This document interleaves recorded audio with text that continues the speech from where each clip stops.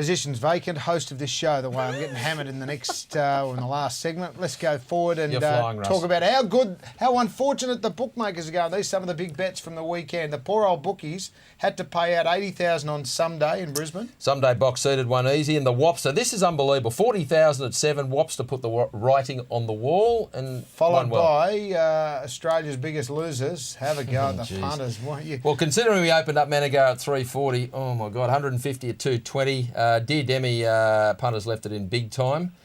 All too hard. Well, we've spoken about that, and high on believing. You've got a bit thin on there. Silver Command in Brisbane, 100,000. Where are the winners? Alvitas. Someone had 100,000. Alvitas had broke down. Well, yeah, sat back at the back and tried to make a run and a half, broke down. Is there any winners? Plenty of winners, Russ. You going to put them up? 2 winners. There were 2 winners. Nominations punter this of the week, VWAP. A little disappointing, Brenny boy, particularly in Sydney. The nominations, we mentioned the Stan Fox, just effectively 5, and Cabayan may not be going there. That makes 4 in the race. Yeah, it does look a little bit disappointing for Rosehill on Saturday. The early nominations, they have been extended, so hopefully we get a few more in there. But the feature races are the Stan Fox Stakes, 1,500 metres for the 3-year-olds, and you've got Albrecht, as you mentioned. Cabayan's been nominated, but I understand he's probably going to head towards the Dulcify, looking for a little bit further. You've got the Golden Pendant featuring More Joyce. The Colin Stephen, which is a staying race leading into the Metrop. It's only got about 8 nominations. Julianus taking on Kalini from the Chris Waller stable. There's also a couple of other little interesting races there, but geez, we'd like to see a few bigger. And of course, you've got the Melbourne 3-day meeting with the grand final on Saturday. You've got the Bill Stutt on Friday night. Piero just put in, as we say on the show.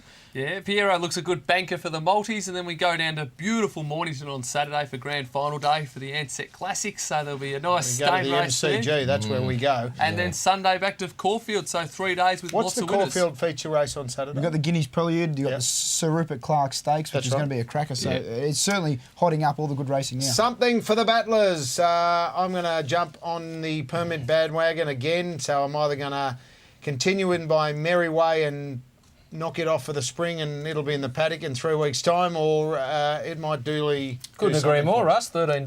$13, ticking over beautifully. What about you, Neely boy? At Neil Evans Mail. At Neil Evans Mail. I'm going to take the $13. Rangy Rang Do. I've come back enormous. You've marked it 11. You marked it 11. That's what I want to hear.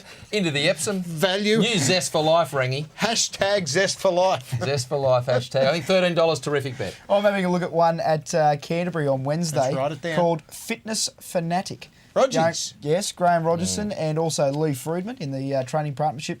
To be ridden by Hugh Bowman, has been trialling very nicely. You go back through this horse's form, he does have some runs, nice ones behind Pampelone, also Rain Affair. Is a bit of a milk drinker. I'm telling you, first up, dry track at Canterbury, sitting off the pace.